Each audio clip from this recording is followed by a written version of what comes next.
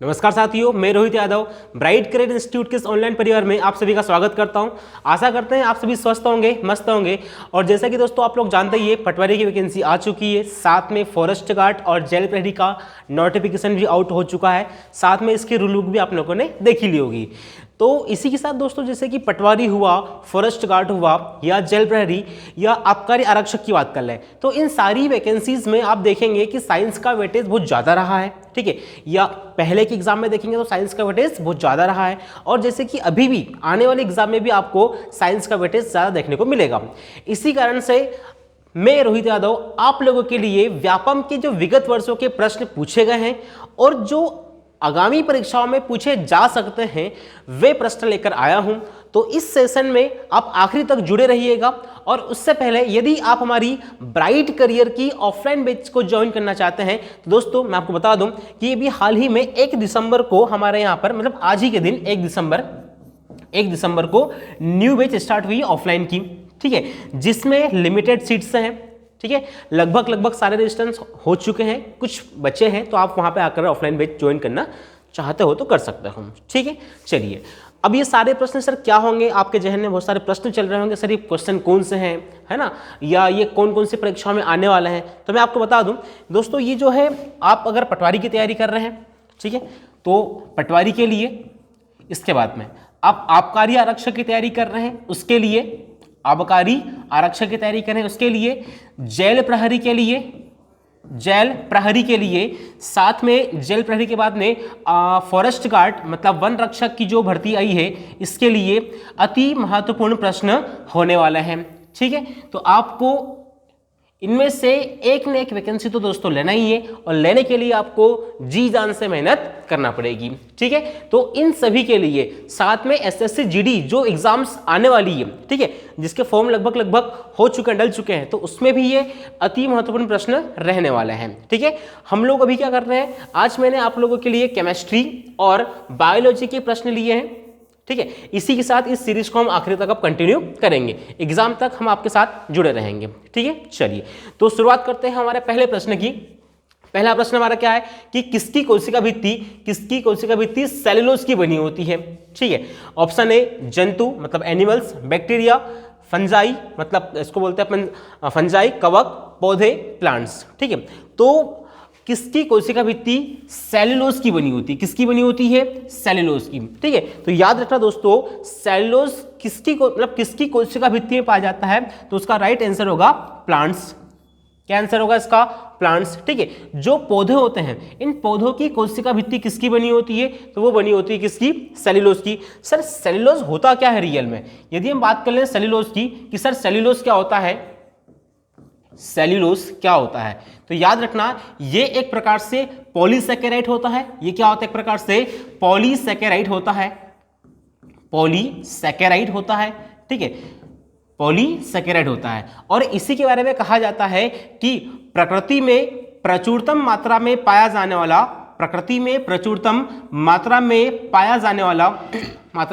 जाने वाला कार्बोहाइड्रेट भी कौन सा है, तो वो है हमारा सेल्यूलोज। कौन सा है, सेल्यूलोज है, ठीक है। और सेल्यूलोज किसमें पाया जाता है सर, तो सेल्यूलोज पाया जाता है किसमें, कपास में, फाइबर्स मतलब रेशों में, जितने भी रेशे होते हैं इनमें पाया जाता है, प्लस जो प्लांट्स होते हैं, घास वगैरह होती है, पेड़ पौधे होते हैं, उनमें भी क्या पाया जाता है, सेल्यूलोज पाया जाता है, ठीक है दोस्तों। चलिए, तो आप जैसे कि ये स्ट्रक्चर देख पा रहे होंगे, ये किसका है, एक सेल का है, और इस सेल का जो बाहरी आवरण आपको दिख रहा है, ये आउटर कोर जो दिख रही है आपको, यही होती है क्या, सेल वॉल, जिससे कहते हैं कोशिका भित्ति, ठीक है। इसी प्रकार सर आपसे पूछ ले कि जो बैक्टीरिया होते हैं, इन सर बैक्टीरिया की कोशिका भित्ति किसकी बनी होती है, तो याद रखना बैक्टीरिया की कोशिका भित्ति बनी होती है पेप्टिडोग्लाइकॉन की। किसकी बनी होती है, पेप्टिडोग्लाइकॉन की इसकी सेल वॉल बनी होती है, किसकी, बैक्टीरिया की। साथ में सर बैक्टीरिया की खोज किसने की थी, तो अब याद रखना दोस्तों, जो एंटोनी वॉन ल्यूवेनहॉक थे, एंटोनी वॉन ल्यूवेनहॉक थे। इन भाई साहब ने क्या किया था, तो इन भाई साहब ने बैक्टीरिया अर्थात जीवाणु की खोज की थी। ठीक है, तो बैक्टीरिया मतलब इसकी सर कोशिका भित्ति किसकी बनी होती है, पेप्टिडोग्लाइकॉन की बनी होती है। ठीक है सर, इसके बाद में ये जो बैक्टीरिया होते हैं इसकी खोज किसने की थी, तो एंटोनी वॉन ल्यूवेनहॉक ने की थी। ठीक है, साथ में हम बात करें फंजाई, फंजाई को कहते हैं कवक, क्या बोलते हैं इसे हम लोग, कवक। और सर जो कवक होते हैं क्या इनकी भी कोशिका भित्ति होती है क्या, तो बिल्कुल होती है। और जो कवक होते हैं इनकी कोशिका भित्ति बनी होती है किसकी, काइटिन की बनी होती है। किसकी बनी होती है दोस्तों, काइटिन की बनी होती है। तो कवक की कोशिका भित्ति किसकी बनी होगी, ये बनी होती है काइटिन की बनी होती है। ठीक है, अब जंतु, आप सोच रहे होंगे सर जंतु में, तो याद रखना एनिमल्स में, जंतुओं में किसी प्रकार की कोशिका भित्ति नहीं होती है। ठीक है, प्लांट सेल और एनिमल सेल में सबसे मेन अंतर यही है कि एनिमल सेल में क्या होता है, सेल वॉल नहीं पाई जाती है, जबकि प्लांट सेल में सेल वॉल पाई जाती है। क्लियर है, चलिए अब सर ये जो कवक होते हैं इनकी कोशिका भित्ति काइटिन की बनी होती है, पौधों की कोशिका भित्ति सेलुलोज की बनी होती है, और ये जो बैक्टीरिया होते हैं इनकी कोशिका भित्ति पेप्टिडोग्लाइकॉन की बनी होगी। साथ में ये जो बैक्टीरिया होंगे इनकी खोज किसने की थी, तो इसकी खोज की थी एंटोनी वॉन ल्यूवेनहॉक ने की थी। ठीक है, चलिए तो ये सारे फैक्ट उम्मीद करता हूं आप सभी को समझ में आ रहे होंगे। ठीक है, और सेल्यूलोज क्या है, तो सेल्यूलोज यहां पर एक प्रकार से सर पॉलीसैकेराइड है। क्या है सर, यहां पर पॉलीसैकेराइड। ठीक है, चलिए नेक्स्ट प्रश्न की ओर बढ़ते हैं। निम्नलिखित में से कौन सा हास्य गैस या लॉफिंग गैस के रूप में प्रयुक्त किया जाता है। ठीक है, लॉफिंग गैस मतलब जो है जिससे कि हम बात कर ले हंसाने में, नाम से क्लियर है, हास्य गैस किसे कहा जाता है। ठीक है, अब ऑप्शन है nitrous oxide, nitrogen oxide, nitrogen trioxide और नाइट्रोजन टेट्रा ऑक्साइड। ठीक है, तो इसका जो राइट आंसर होगा प्यारे दोस्तों वो होगा नाइट्रस ऑक्साइड। वो क्या होगा, नाइट्रस ऑक्साइड। ठीक है, जिसे कहा जाता है N2O। सर ये नाइट्रस ऑक्साइड का यूज केवल और केवल क्या लॉफिंग गैस के रूप में ही किया जाता है क्या, इसके अलावा और कोई इसका यूज नहीं किया जाता, तो बिल्कुल किया जाता दोस्तों।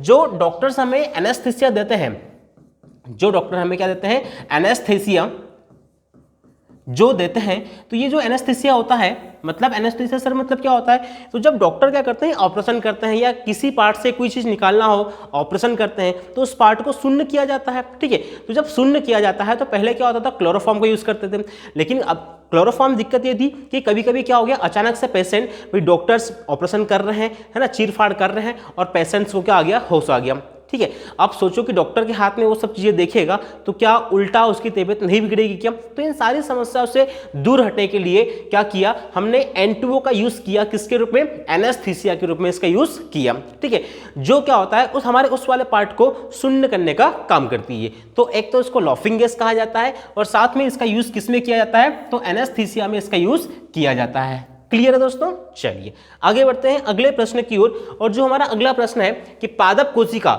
जंतु कोशिका से किस प्रकार भिन्न होती है। देखिए मैंने आपको अभी बताया था कि जो प्लांट सेल होती है ना, पादप कोशिका और जंतु कोशिका में अंतर क्या होता है, मैंने आपको हाल ही में बताया था। तो ऑप्शन देखिए जरा, माइटोकॉन्ड्रिया, कोशिका भित्ति, लाइसोसोम और कोशिका केंद्र। ठीक है, तो क्या लगता है इसका आंसर क्या होना चाहिए दोस्तों, तो देखो इसका जो राइट आंसर होगा वो होगा कोशिका भित्ति। क्या होगा, कोशिका भित्ति, सेल वॉल। क्यों सेल वॉल, क्यों सर, हमने अभी आपको बताया था कि जो प्लांट होते हैं इनकी सेल वॉल, इनकी जो सेल वॉल होती है वो किसकी बनी होती है, प्लांट की सेल वॉल किसकी बनी होती है, तो उसका राइट आंसर होगा क्या, सेलुलोज की होती है। ठीक, उसी प्रकार जो एनिमल सेल होते हैं, क्या होते हैं, जो एनिमल सेल होते हैं, इन एनिमल सेल में किसी प्रकार की कोशिका भित्ति सेल वॉल नहीं पाई जाती है। ठीक है, तो एक मेन अंतर आपको याद रखना है कि सर जो एनिमल सेल होती है इसमें सेल वॉल नहीं होती है ना। जो जंतु कोशिका होती है, जंतु कोशिका होती है इसमें कोशिका भित्ति सेल वॉल नहीं पाई जाती है। क्या नहीं पाई जाती, सेल वॉल नहीं पाई जाती। जबकि जो प्लांट सेल होती है, जो प्लांट सेल होती है सर इसमें सेल वॉल पाई जाती है। क्या, बिल्कुल पाई जाती है।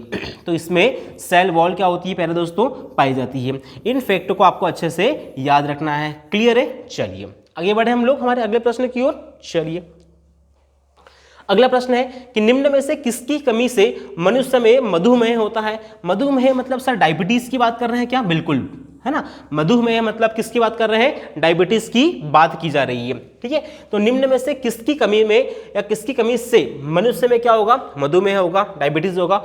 ऑप्शन पढ़िए जरा आप लोग, ग्लाइसिन, हीमोग्लोबिन, हिस्टामिन और इंसुलिन। तो इसका जो सही उत्तर होगा प्यारे दोस्तों वह होगा इंसुलिन। क्या होगा? इंसुलिन। होता क्या है कि ये जो इंसुलिन है इसकी खोज करी थी किसने? तो मैं आपको बता दूं कि जो इंसुलिन है इसकी खोज की थी किसने? फ्रेडरिक बेंटिक ने। किसने की थी? फ्रेडरिक बेंटिक ने इसकी खोज की थी। किसने की थी? फ्रेडरिक बेंटिक ने इसकी खोज की थी। क्लियर है दोस्तों? हुआ क्या था कि जो इनकी गर्लफ्रेंड थी, इनकी गर्लफ्रेंड की डेथ हो गई थी, तो उन्होंने सोचा कि भैया इतनी जल्दी कैसे डेथ हो गई, क्या रीजन रहा होगा। तो उसका रीजन पता करने में इनको मालूम पड़ा कि ये जो भैया इनकी गर्लफ्रेंड थी तो उनकी डेथ इंसुलिन की कमी से हुई, और जब जब भी इंसुलिन की कमी होगी तो क्या होगा, हमारी बॉडी में जो ब्लड होता है उस ब्लड में ग्लूकोज की मात्रा क्या होगी? बढ़ जाएगी। ग्लूकोज की मात्रा क्या होगी प्यारे दोस्तों? बढ़ जाती है। और जब जब भी ग्लूकोज की मात्रा बढ़ेगी तो उसी कंडीशन को हम लोग बोलते हैं क्या? मधुमेह। क्या बोलते हैं? मधुमेह। देखिए जरा, ये क्या होता है? ये होता है इंसुलिन हमारी बॉडी में, और ये जो इंसुलिन क्या करता है? ब्लड में पाया जाता है, और इसका मेन काम ये होता है कि ये क्या करेगा? इस ग्लूकोज को, किससे? इस ग्लूकोज को कन्वर्ट करता है किसमें? कन्वर्ट करता है किसमें? फैट के रूप में। किसमें करेगा? फैट के रूप में। और साथ में ये कन्वर्ट करता है किसके रूप में? ग्लाइकोजन के रूप में। किसमें करेगा? ग्लाइकोजन के रूप में इसको कन्वर्ट करता है। ठीक है। अब एक्चुअली क्या होता है कि ये ग्लाइकोजन क्या होता है? तो ग्लूकोज के स्टोर फॉर्म को, ग्लूकोज के संग्रहित भाग को हम क्या बोलते हैं? ग्लाइकोजन। आपसे प्रश्न पूछेगा कि मानव शरीर में ग्लूकोज का संग्रहण किस रूप में किया जाता है, तो इसका जो सही उत्तर होगा वो क्या होगा कि ग्लूकोज का संग्रहण हम लोग किस रूप में करते हैं? तो वो करते हैं ग्लाइकोजन के रूप में। और सर इसी ग्लूकोज को ग्लाइकोजन में कन्वर्ट करने का काम कौन करेगा? तो वो करेगा कौन भैया? इंसुलिन। कौन करेगा? इंसुलिन। इसी कारण से क्या होता है, जब हमारी बॉडी में इंसुलिन की कमी होती है, किसकी कमी होती है? इंसुलिन की क्या होगी? कमी होगी। तो जो ब्लड होता है ना, क्या होता है? ब्लड होता है। इस ब्लड में ग्लूकोज की मात्रा क्या होती है? बढ़ जाती है। ग्लूकोज की मात्रा क्या होगी पहले दोस्तों? बढ़ जाती है। और इसी कंडीशन को कहा जाता है मधुमेह या डायबिटीज। तो इसका राइट आंसर क्या होगा? इंसुलिन। कि किसकी कमी से हमारे शरीर में क्या होता है? मधुमेह होता है। तो किसकी कमी से होगा दोस्तों? वो होता है इसका राइट आंसर क्या? हमारा इंसुलिन। चलिए ठीक है, आगे बढ़ते हैं अगले प्रश्न की ओर। अगला प्रश्न क्या है कि परमाणविक नाभिक किसने खोजा था, है ना, या इसकी खोज किसने की थी? ठीक है, इसकी खोज किसने की थी? ऑप्शन पढ़िए जरा, रदरफोर्ड, डाल्टन, आइंस्टीन और जे थॉमसन। ठीक है, तो याद रखना है कि इसका जो राइट आंसर होगा वो होगा रदरफोर्ड। क्या होगा? रदरफोर्ड। ठीक है, चलिए दोस्तों, और तो देखो ये जो टाइम चल रहा है ना दोस्तों, इसे हमको जाया नहीं करना है, बर्बाद नहीं जाने देना है, जी जान से मेहनत करना है हमको, जितनी हो सकता है उतनी ज़्यादा एफर्ट लगाना है हमको। ठीक है, क्योंकि ये जो 3-4 महीने हैं दोस्तों, या तो आप जिंदगी में कुछ कर जाओगे या बर्बाद हो जाओगे। ठीक है, क्योंकि अगर आपका सपना है गवर्नमेंट जॉब लेने का, और आप भी जानते हैं कि दोस्तों ये सारी वैकेंसियाँ 2017-18 के बाद से आ जाइए, मतलब अब आइए, और अब भी यदि हम नहीं जागेंगे तो कब जागोगे दोस्तों, है ना? अभी मेहनत नहीं करोगे तो कब करोगे? ठीक है, और एक बात दोस्तों एक कुछ ध्यान रखना, या तो आप अभी मेहनत कर लीजिए या बाद में विथ फैमिली मेहनत करना। वो कहता है ना अब्दुल कलाम साहब जी कि भैया या तो क्या कर लो, आप अभी मेहनत कर लो, है ना, अभी मेहनत करोगे तो क्या होगा, बाद में आपको आराम ही आराम मिलेगा। और यदि आप अभी आराम कर रहे हो तो बाद में आपको क्या करना पड़ेगा? मेहनत करना पड़ेगी। तो आपके सामने ऑप्शन अभी भी है कि या तो अभी मेहनत कर लो जी जान लगा के, या बाद में कर लो। ठीक है, चलिए, और सपने क्या होते हैं? अब्दुल कलाम साहब जी ने कहा है कि सपने वे नहीं होते हैं कि भैया आपने सोच लिया कि मैं पटवारी बनूंगा, वैकेंसी आ गई, फॉर्म भर दिया, बड़ा खुश हो गया, है ना, कोचिंग जा रहा हूँ, वीडियोस देख रहा हूँ, ये कर रहा हूँ। अरे भैया कोचिंग जाने से, वीडियोस देखने से क्या होगा, है ना? जब तक कि आप एफर्ट नहीं लगाओगे, जब तक कि आप मेहनत नहीं करोगे, तब तक सिलेक्शन होने से रहा हमारा। ठीक है, तो सपने ऐसे देखो कि भैया आपकी नींद में सपने देखते हो, वो सपने नहीं, सपने ऐसे देखो कि जो सपने आपको सोने ही नहीं दे, आपकी नींद चैन उड़ा दे। ठीक है, कि मुझे कुछ नहीं करना है, आपको भैया बस एक फोकस रखना है कि मुझे केवल और केवल पटवारी बनना है, मुझे केवल और केवल फॉरेस्ट गार्ड बनना है, मुझे केवल और केवल एनी हाउ कंडीशन में गवर्नमेंट जॉब लेना है। ठीक है, तो आप एक क्राइटेरिया फिक्स करो कि अब आपकी जो जीवन शैली है इसको मेंटेन करो। ठीक है, ज़्यादा भटकाव नहीं चाहिए हमको। और दोस्तों जो भी आपके पास कंटेंट है उसी कंटेंट को आप लोग पढ़िए, नए कंटेंट के पीछे मत भागिए। हाँ, आप ये कर सकते हैं कि उसी कंटेंट के साथ में आप क्या कर सकते हो, उसको अपडेट करते रहिए। होता क्या है कि हम कोई सी बुक देखते हैं या कोई सा कोर्स देखते हैं, उसके पीछे चले जाते हैं, भाग जाते हैं। नहीं, पढ़ना सबको है, लेकिन क्या करना है दोस्तों, अगर आपको उस कोर्स में से, अब अगर आपको उस वीडियोस में से, अगर आपको उस बुक में से कोई नई चीज़ मिल रही है तो उसको आपके नोट्स में क्या कर लो, आपकी राइटिंग से लिख लो, है ना। और लिख लो मतलब पूरा नहीं, जो जो ऐड करना है उसको ऐड ऑन कर लो, ताकि क्या होगा, उससे आपका समय बहुत सारा बच जाएगा। ठीक है, चलिए आगे बढ़ते हैं। तो इसका आंसर क्या होगा, रदरफोर्ड होगा। क्या होगा दोस्तों, रदरफोर्ड होगा। क्लियर है, चलिए आगे बढ़ते हैं अगले हमारे प्रश्न की ओर। और अगला प्रश्न क्या है कि लाइकेन मिश्रित जीव है जो बने होते हैं। सर लाइकेन पहली बात तो होते हैं क्या है, मैं आपको बताता हूं। ठीक है, लाइकेन एक प्रकार से क्या होता है, मिश्रित जीव होते हैं जो बने होते हैं किसके, कवक जीवाणु के, नहीं, कवक एवं शैवाल से, कवक एवं ब्रायोफाइटा से, शैवाल एवं जीवाणु से। तो इसका जो राइट आंसर होगा वो होगा कवक एवं शैवाल से। मैं आपको बता दूं, ये जो लाइकेन होता है, क्या होता है दोस्तों, लाइकेन, ये जो लाइकेन होता है ना दोस्तों, ये लाइकेन बना होता है किससे किससे, ये लाइकेन बना होता है कवक और शैवाल से। किससे मिलकर बना होता है, कवक प्लस शैवाल से मिलकर बना होता है। किससे मिलकर बना होता है, कवक प्लस शैवाल से। ठीक है, और होता क्या है, जैसे कि मैं आपको एग्जांपल दूं कि सर ये दोनों क्या करते हैं, ये दोनों आपस में एक सहजीवी संबंध बनाते हैं। कैसा संबंध बनाते हैं सर, सहजीवी जीवन यापन करते हैं, एक सहजीवी जीवन यापन करते हैं। सर ये सिम्बायोटिक रिलेशनशिप क्या होता है, सहजीवी संबंध क्या होता है। सहजीवी का मतलब ये होता है कि सर जो एल्गी होता है, शैवाल होता है, ये शैवाल क्या कर सकता है, इसके पास में क्लोरोफिल होता है। क्या होगा, क्लोरोफिल। लेकिन ये जो कवक होता है ना, इसके पास क्लोरोफिल नहीं होता है। और आप जानते हो कि जैसे कि हम लोग हैं, तो हम सभी लोग क्या है, पैरासाइट है, परजीवी है। क्यों, क्योंकि हम हमारे भोजन के लिए किस पर निर्भर होते हैं, तो हम हमारे भोजन के लिए निर्भर होते हैं किस पर, पेड़ पौधों पर। यदि पेड़ पौधों से हमको भोजन अनाज प्राप्त नहीं होगा तो क्या हम सर्वाइव कर पाएंगे, नहीं कर पाएंगे। तो हम हमारे भोजन के लिए निर्भर किसके ऊपर है, तो हम निर्भर है किसके ऊपर है, प्लांट्स के ऊपर है। इसी प्रकार से अब ये जो शैवाल है सर, इसके पास में क्या है, क्लोरोफिल तो है, लेकिन जैसे कि एग्जाम्पल मैं आपको देता हूं, मान लो घर पे पापा है और घर पे माँ है। ठीक है, हस्बैंड वाइफ की बात कर सकते हैं, कोई दिक्कत नहीं है। हमने 2% लिए, ये हमारी जो माँ है, मान लो मम्मी जो वो हाउसवाइफ है। अब हमारे घर में सपोज करना नॉर्मली जो होता है कि खाना बनाने का, खाना बनाते नहीं, खाना पकाने का काम कौन करते हैं, तो वो करती है हमारी माँ करती है, मम्मी करती है ना। खाने को पका कौन रही है भैया, खाना पकाना कौन करेगी, मम्मी करेगी।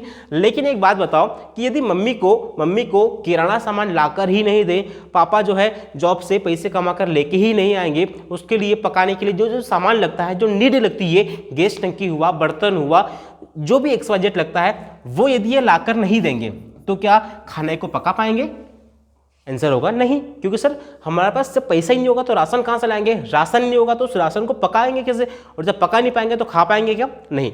इसी कारण से हम देखते हैं कि भी पापा क्या होते हैं, हमारे पापा लेके आते हैं किराना सामान, है ना, और इसी किराना सामान को फिर क्या होता है, बनाया जाता है खाना।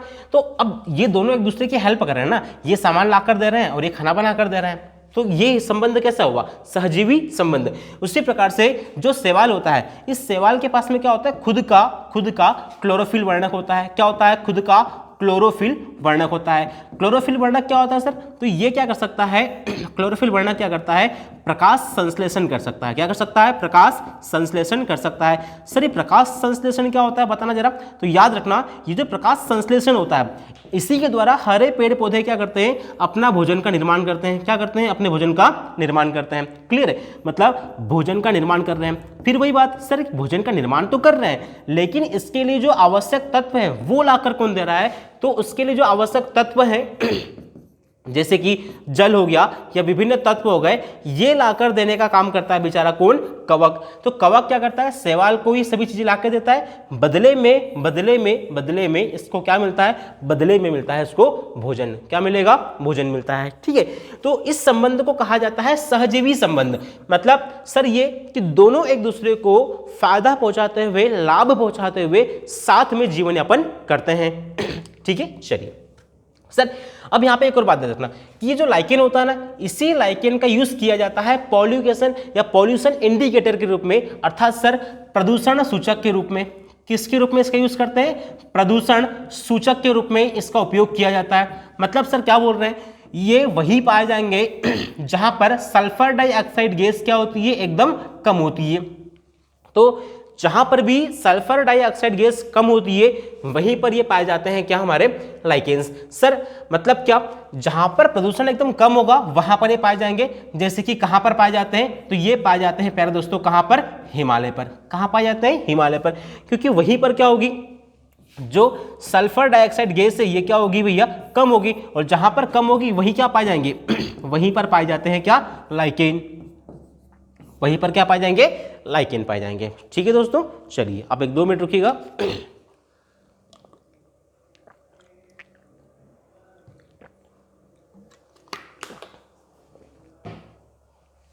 चलो सॉरी गला सूख रहा था। चलिए आगे बढ़ते हैं। अगला प्रश्न है कि लार निम्न में से किसमें या किसने पाचन में सहयोग करती है। थोड़ी सी यहाँ पर प्रिंट मिस्टेक है, किसके पाचन में हेल्प करती है ना, किसके पाचन में सहयोग करती है। स्टार्च, प्रोटीन, रेसे, वसा।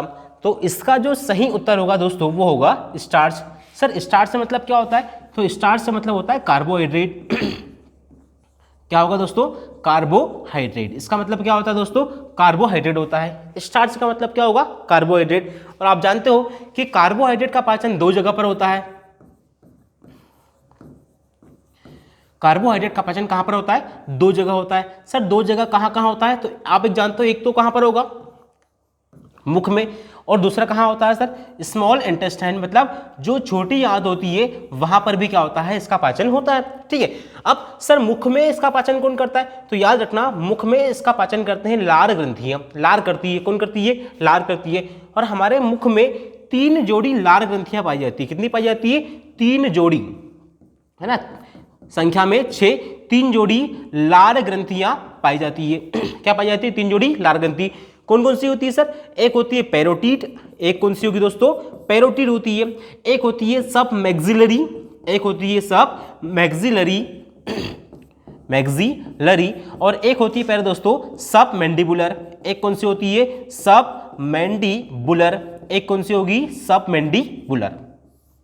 ठीक है, तो देखो पैरोटीट, सब मैक्सिलरी और सब मैंडिबुलर, ये जो है ये लार ग्रंथियां, 3 जोड़ी लार ग्रंथियां हमारे मुख में पाई जाती है। ठीक है, अब क्या होता है, इसी लार ग्रंथियों से निकलते हैं हार्मोन्स निकलते हैं, और सबसे पहले क्या होता है कि हमारे मुख में किसका पाचन शुरू होता है, स्टार्च का। किसका होता है, स्टार्च का। स्टार्च मतलब कार्बोहाइड्रेट। क्लियर है, तो चलो आपसे प्रश्न पूछे कि हमारे मुख में कितने जोड़ी लार ग्रंथि पाई जाती है, 3 जोड़ी। सर और बताना, देखिए जैसे कि क्या होता है, अब इनकी लोकेशन आपसे एग्जाम में पूछेगा कि सर पैरोटीट कहाँ होती है, तो याद रखना पैरोटीट कहाँ पर होगी, गालों पर होती है। कहाँ पर होती है, गालों पर होती है। इसके बाद में सर सब मैक्सिलरी पाई जाती है ऊपरी तालु पर। कहाँ पाई जाती है, ऊपरी तालु पर। और जो सब मैंडिबुलर है ये पाई जाती है कहाँ पर, निचले पार्ट में। कहाँ पाई जाती है, नीचे वाले पार्ट्स में पाई जाती है। क्लियर है, और यही क्या करती है, स्टार्च के पाचन में सहयोग करती है। ठीक है दोस्तों, चलिए एक और बात कि हमारे शरीर में पाचन की शुरुआत कहां से होती है, तो पाचन की शुरुआत कहां से होगी दोस्तों, मुख से होगी। पाचन की शुरुआत कहां से होगी, मुख से होती है। क्लियर है, चलिए आगे बढ़े हम लोग। अगला प्रश्न क्या है कि गैसोहॉल है। अब गैसोहॉल क्या है सर, तो एथिल अल्कोहल, पेट्रोल, प्राकृतिक गैस, एथिल अल्कोहल का मिश्रण, अल्कोहल में विलायत कोई गैस, या एथिल अल्कोहल या मिट्टी का तेल। तो याद रखना इसका जो सही उत्तर होगा वह होगा ethyl alcohol plus petrol. Sir होता क्या है, ये जो एथिल अल्कोहल होता है ना, एथिल अल्कोहल होता है, एथिल अल्कोहल होता है, तो ये एथिल अल्कोहल प्लस जो पेट्रोल होता है, क्या होता है, पेट्रोल। ठीक है, इसका यूज होता है। सर इनका अनुपात क्या होता है, तो याद रखना 90% क्या होगा इसमें, पेट्रोल होगा, और 10% क्या होता है दोस्तों, 10% होता है इसमें एथिल अल्कोहल। और इसी के मिश्रण को संयुक्त रूप से हम कहते हैं क्या, गैसोहॉल। क्या कहेंगे, गैसोहॉल कहेंगे। ठीक है, चलिए चलो। हाँ दोस्तों, हो सकता है कि आपको थोड़ी सी स्पीड तेज लग रही हो, तो हमारा मकसद यहाँ पर क्या है, हमारा मकसद ये है कि हम आपका फालतू टाइम वेस्ट ना करें। ठीक है, पढ़ने आया है तो पढ़ने पे बात करें। ठीक है, जिस दिन आपको बात करना होगी उस दिन हम हमारा अलग से सेशन कर लेंगे। ठीक है, चलिए तो हमको क्या करना है, ज़्यादा टाइम वेस्ट नहीं करना है, टू द पॉइंट बात करना है, क्योंकि अभी हमारे पास टाइम बहुत कम है और हमको बहुत सारी चीज़ें कवर करनी है। ठीक है दोस्तों, चलिए हाँ एक काम कर सकते हो, आप इस वीडियो की जो पीडीएफ्स है या तो आप स्क्रीनशॉट लेते चलो साथ में, ताकि रिवीजन में आपको हेल्प मिले। दूसरी बात, यदि आप स्क्रीनशॉट नहीं ले रहे हैं तो जो इस वीडियो के नीचे आपको जो लिंक दी गई है टेलीग्राम की, आप उसे ज्वाइन कर सकते हैं, जहां पर आपको डेली करंट अफेयर्स के साथ में इसकी पीडीएफ भी मिल जाएगी। ठीक है, चलिए 1-2 मिनट रुकिएगा आप लोग।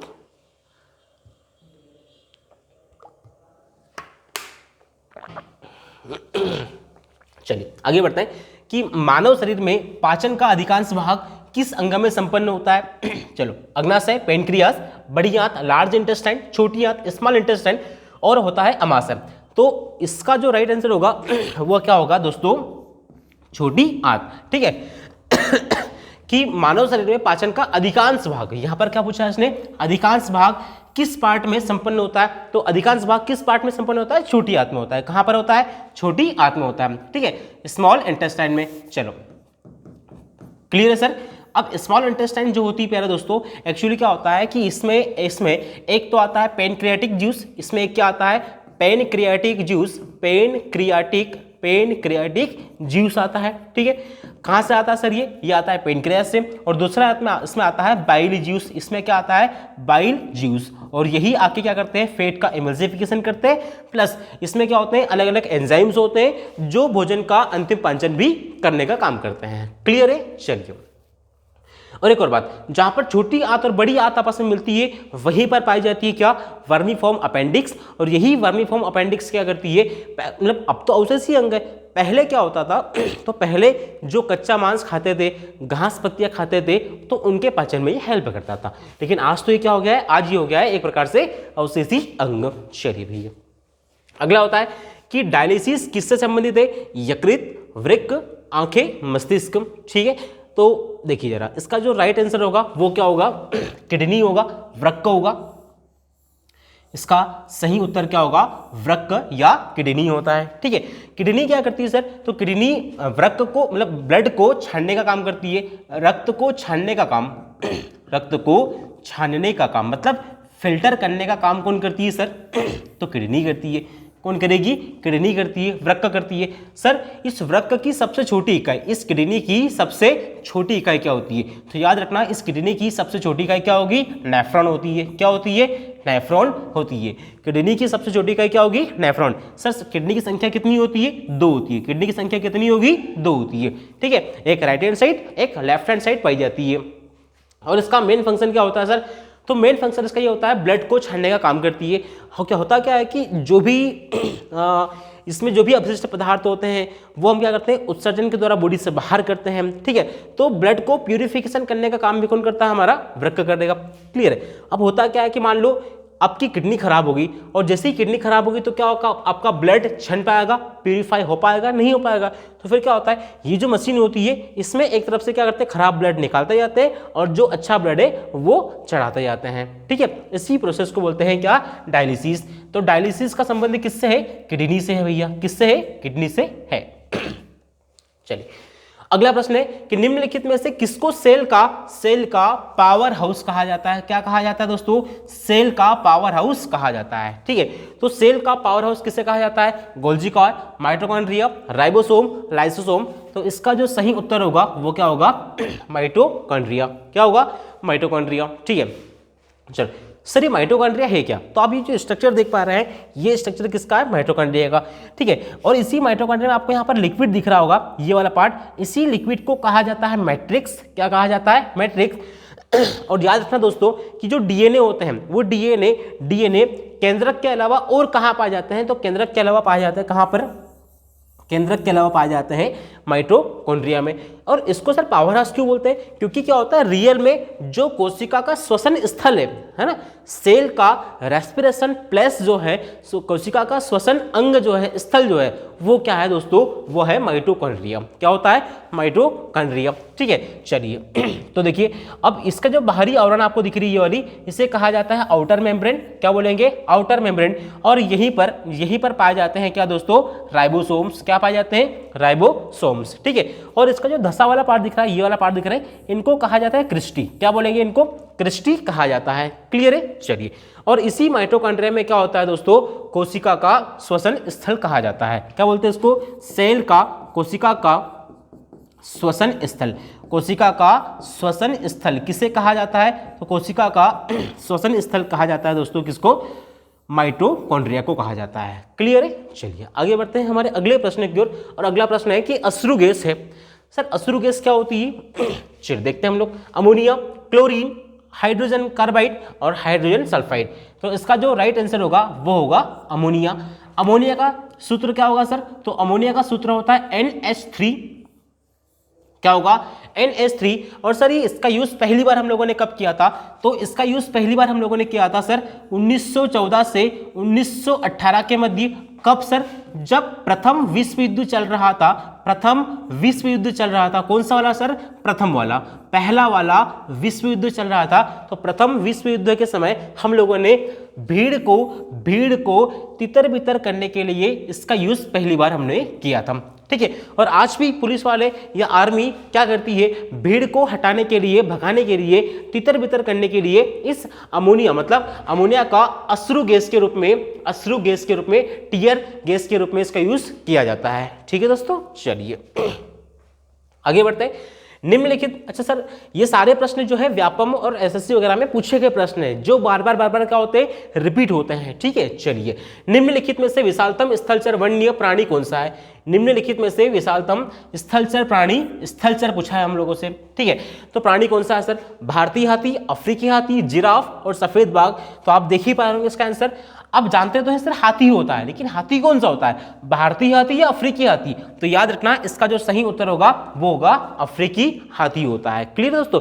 और एक बात बता दो आपको मैं, ये जो हाथी के आपको बाहरी दांत दिख रहे हैं ना, ये क्या होते हैं? तो ये देखो एक्चुअली क्या होता है कि आपके शरीर में इंसिजर पाए जाते हैं। तो जो दांत होते हैं हमारे ऊपर के दांत कौन से होते हैं? इंसिजर होते हैं। ठीक है, तो ये दांती हाथी के जो बाहरी दांत होते हैं ना, ये कौन से होते हैं? ये होते हैं इंसिजर। हम बोलते हैं ना कि हाथी के दांत दिखाने की ओर और खाने की कुछ होते हैं। तो दिखाने के दांत कौन से होते हैं? ऊपरी इंसिजर होते हैं, और खाने के दांत तो अंदर होते ही उसके। क्लियर है? चलिए अगला प्रश्न है कि निम्नलिखित में से कौन मानव शरीर की सबसे छोटी हड्डी है? सबसे छोटी हड्डी कौन सी भैया? तो देखो ये जो स्ट्रक्चर आप देख पा रहे हैं किसका है? कान का है। उससे पहले आप ऑप्शन सुन लीजिए, वमर, स्टेपीज, मेलियस, इनकस। तो याद रखना सबसे छोटी जो हड्डी होगी वो कौन सी होगी? स्टेपीज होगी। कौन सी होगी? स्टेपीज। ठीक है, अब सर ये स्टेपीज कहाँ पाई जाती है? तो याद रखना जो हमारा ईयर होता है, जो हमारा कान होता है, हमारे कान में टोटल 6 हड्डियां पाई जाती है। कितनी हड्डियां पाई जाती है? 6। सर 6 कौन कौन सी पाई जाती है? तो याद रखना 2 पाई जाती है स्टेपीज, 2 कौन से पाई जाती है? स्टेपीज। 2 पाई जाती है मेलियस, 2 पाई जाती है कौन सी? मेलियस। और 2 पाई जाती है दोस्तों इनकस। 2 कौन सी पाई जाती है? इनकस पाई जाती है। तो ये 2 और ये 2, ये तीनों क्या होती है? कान में एक एक होती है। इसमें से सबसे छोटी कौन सी होगी? तो सबसे छोटी होती है भैया स्टेपीज। सबसे छोटी कौन सी होगी? तो सबसे छोटी होती है स्टेपीज। क्लियर है? चलिए, और हमारे शरीर में कुल हड्डियों की संख्या कितनी होती है? 206 होती है। कुल हड्डियों की संख्या कितनी होगी? 206 होती है। ठीक है, चलिए अगला होता है नीला थोथा क्या होता है? ठीक है, तो नीला थोथा क्या होता है? तो नीला थोथा होता है कॉपर सल्फेट। क्या होगा दोस्तों? Copper sulphate. ठीक है, calcium sulphate, iron sulphate, sodium sulphate नहीं, इसका राइट आंसर क्या होगा? Copper sulphate. और सर नीला थोथा का सूत्र क्या होता है? तो CuSO4, इसका सूत्र क्या होगा? CuSO4। ठीक है, ये मोस्ट टाइम भी प्रश्न है, बाकी अलग अलग परीक्षाओं में बहुत बार पूछा गया प्रश्न है दोस्तों। ठीक है, तो इसको स्टार लगा के आपको लिखना है ना, ट्रिपल स्टार लगा लो इसको। चलिए अगला है अग्निशमक में कौन सी गैस काम आती है? आपने देखा होगा कि जहां पे आग लगती है वहां पे इस प्रकार की स्प्रे लेके आते हैं, तो इसे कहा जाता है अग्निशमक। और इस अग्निशमक में कौन सी गैस यूज करते हैं? Carbon dioxide, hydrogen, oxygen, sulphur dioxide. तो इसका जो सही उत्तर होगा वो क्या होगा? Carbon dioxide, CO2। ठीक है, अब देखो दोस्तों इसमें गैस पाई जाती है कौन सी? ऑक्सीजन। और ऑक्सीजन क्या करती है? ऑक्सीजन आग लगाने में सहायता करती है, आग लगाने में सहायता करती है। लेकिन यदि यही ऑक्सीजन क्या करे? यही ऑक्सीजन कार्बन से मिल जाती है तो बनती है कार्बन डाइऑक्साइड। और यही कार्बन क्या करती है? कार्बन डाइऑक्साइड क्या करती है? आग बुझाने में सहायता करती है। क्या करेगी? आग बुझाने में सहायता करती है। ठीक है, चलिए अगला प्रश्न है कि जंग लगने पर लोहे का भार क्या होता है? बढ़ता है, घटता है, वही रहता है, अनिश्चित है। आप जानते ही हो कि जंग लगती है, जो भी लोहा होता है इसमें नमी या किसी के कारण जैसे कि नमी हुआ या आदि के कारण क्या होता है? इस पर जंग लग जाती है। तो जब भी क्या होता है लोहे पर जंग लगती है तो क्या कंडीशन होती है? उसका वजन बढ़ेगा घटेगा नहीं, वही रहता है, क्या है। तो याद रखना दोस्तों, इसका वजन भी क्या होता है, बढ़ता है। इसको आप लोग याद रखना, मोस्ट एमपी प्रश्न है, एकदम इजी प्रश्न है, हलवा प्रश्न है, लेकिन एग्जामिनर बार बार इसको रिपीट करता है। ठीक है, चलिए अगला है कि पुरानी किताबों का कागज भूरा, मतलब हल्का सा पीला हम लोग देखते हैं ना, तो भूरा किस कारण से होता है। लगातार उपयोग से, समातन की कमी से, धूल जम जाने से, सेल्यूलोज के ऑक्सीकरण से। तो इसका जो सही उत्तर होगा वो क्या होगा, सेल्यूलोज के ऑक्सीकरण से। ठीक है, जो भी पेज होता है आप जानते ही हो कि पेज किससे बनता है, तो पेज बनता है किससे भैया, लकड़ी से। पेज किससे बनेगा, लकड़ी से। और इस लकड़ी किससे प्राप्त होगी, प्लांट से। और आप जानते ही हो कि प्लांट से में क्या पाया जाता है, सेल्यूलोज पाया जाता है। क्या पाया जाता है, सेल्यूलोज। और यही सेल्यूलोज पाया जाएगा किसमें, पेज में। और क्या होता है कि इसका ऑक्सीडेशन, क्या होता है, इसका ऑक्सीडेशन होता है, ऑक्सीकरण होता है। और ऑक्सीकरण वाली कंडीशन में क्या होता है, ये हल्का सा भूरा पड़ जाता है। कैसा पड़ जाता है, हल्का सा भूरा पड़ जाता है। तो इस फैक्ट को आपको याद रखना है कि सेल्यूलोज के ऑक्सीकरण से ही क्या होता है, जितने भी पुरानी किताब होते हैं उनके पेज का रंग कैसा हो जाता है, हल्का सा भूरा हो जाता है। ठीक है दोस्तों, चलिए आज का हमारा आखिरी प्रश्न है कि निम्नलिखित में से कौन सा परमाणु एटम का भाग नहीं है। हमको बताना कि भैया एटम या परमाणु का भाग कौन सा नहीं है। क्लियर है, चलिए इलेक्ट्रॉन, प्रोटॉन, न्यूट्रॉन, फोटोन। तो पहली बात तो इसका सही उत्तर होगा सर फोटोन। और यदि आप ये स्ट्रक्चर देख पा रहे होंगे, ये किसका, एक एटम का स्ट्रक्चर है जिसमें इसमें इलेक्ट्रॉन भी है, ठीक है। ये किसका स्ट्रक्चर है सर, एक परमाणु का है, एटम का है। तो इसमें इलेक्ट्रॉन है, ठीक है, न्यूट्रॉन भी है, इलेक्ट्रॉन भी है, न्यूट्रॉन भी है, और प्रोटॉन भी है सर। लेकिन क्या नहीं है इसमें, तो क्या नहीं है इसमें, फोटोन है। सर ये इलेक्ट्रॉन, प्रोटॉन, न्यूट्रॉन की खोज किसने की थी, जरा बताना। तो याद रखना दोस्तों, इलेक्ट्रॉन की खोज की थी जे थॉमसन ने। किसने की थी, जे थॉमसन ने। किसने की थी भैया, जे थॉमसन ने। प्रोटॉन की खोज किसने की थी, तो प्रोटॉन की खोज की थी किसने, रदरफोर्ड ने इसकी खोज की थी। किसने की थी इसकी खोज, रदरफोर्ड ने इसकी खोज की थी, रदरफोर्ड। इसके बाद में सर न्यूट्रॉन की खोज किसने की थी, तो न्यूट्रॉन की खोज की थी दोस्तों किसने, चैडविक ने की थी। किसने की थी, चैडविक ने इसकी खोज की थी। किसने इसकी खोज की थी, चैडविक की थी। क्लियर है। और फोटोन तो पाया नहीं जाता। तो इसकी छोटी सी ट्रिक आप लोगों ने बहुत बार देखी भी होगी, जो बड़ी हेल्पफुल है। तो याद रखना इसकी ट्रिक क्या है दोस्तों, ईंट पर नाचे।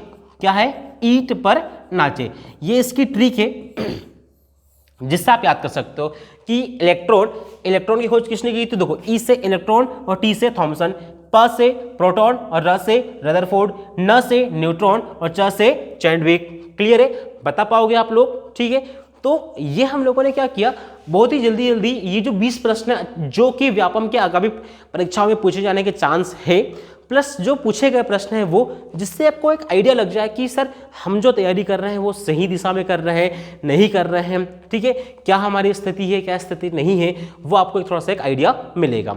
क्लियर है। तो उम्मीद करता हूँ ये सेशन आपको अच्छा लगा होगा। और यदि ये सेशन आपको अच्छा लगा है तो आपके बाकी दोस्तों के साथ शेयर करना मत भूलिएगा दोस्तों, और इस वीडियो को लाइक करना भी नहीं भूलना है हमको। ठीक है, तो आशा करता हूँ ये वीडियो आपको अच्छा लगा होगा, कंटेंट आपको समझ में आया होगा। ठीक है, और यदि इसके अलावा आप और भी किसी सब्जेक्ट के या किसी विशेष पर्टिकुलर टॉपिक के वीडियोस चाहते हैं तो आप हमें कमेंट करके बता सकते हैं। ठीक है, चलिए, और यदि पीडीएफ प्राप्त करना है तो आप पीडीएफ प्राप्त करने के लिए हमारे टेलीग्राम चैनल को ज्वाइन कर सकते हैं। ठीक है दोस्तों, चलो तो आज के लिए इतना ही, अलविदा दोस्तों, थैंक यू।